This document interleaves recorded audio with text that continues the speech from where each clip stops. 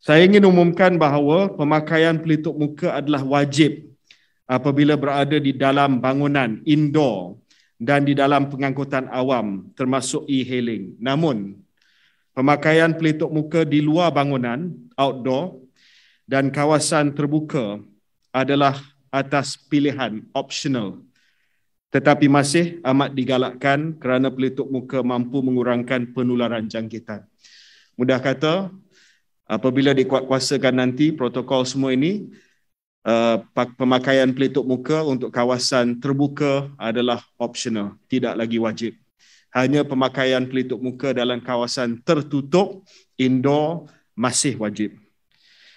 Pemakaian pelitup muka diwajibkan apabila berada di dalam bangunan, kawasan tertutup, termasuk gedung membeli belah, pejabat-pejabat dan pengangkutan awam termasuk e-hailing. Dan penguatkuasaan di bawah Akta 342 akan terus dijalankan kepada individu yang gagal mematuhi arahan pemakaian pelitup muka bagi kawasan tertutup. We will still enforce mask mandates indoors. Walau bagaimanapun, pelitup muka boleh ditanggalkan dalam keadaan di dalam bangunan indoor semasa melakukan senaman berat di dalam bangunan ataupun sekiranya berseorangan di dalam suatu ruang ataupun ketika makan dan minum ataupun ketika sedang berucap ataupun ketika membuat persembahan. Jadi ada beberapa pengecualian yang telah pun terpakai bagi mereka yang memakai pelitup muka di kawasan tertutup. Pemakaian pelitup muka terutamanya di bangunan, dalam bangunan dan pengangkutan awam bagi Kementerian Kesihatan Malaysia masih lagi penting untuk melindungi diri serta orang sekeliling kita, terutamanya mereka yang berisiko tinggi seperti warga emas, kanak-kanak dan individu imunokompromis. Sebab itu kerajaan telah putuskan bahawa mask mandate ataupun mandat pelitup muka bagi kawasan tertutup masih diwajibkan.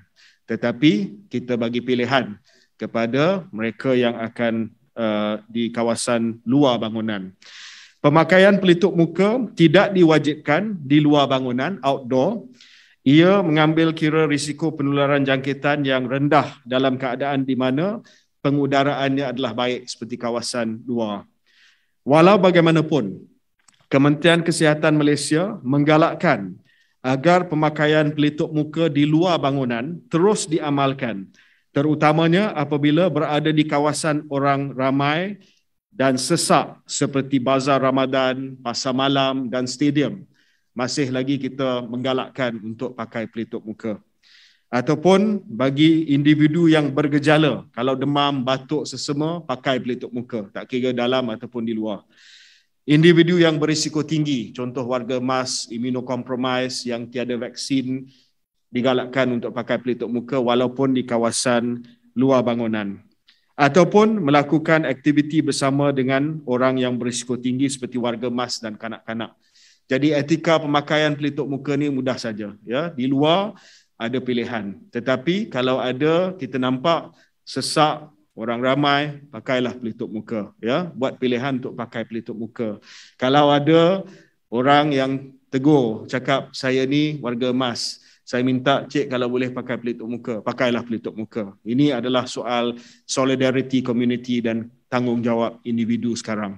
Jadi kita bagi pilihan kepada rakyat Malaysia, penduduk di Malaysia sekarang ni bahawa di kawasan luar adalah pilihan anda. Tapi buatlah pilihan berdasarkan kepada nasihat yang dikeluarkan oleh Kementerian Kesihatan hari ini.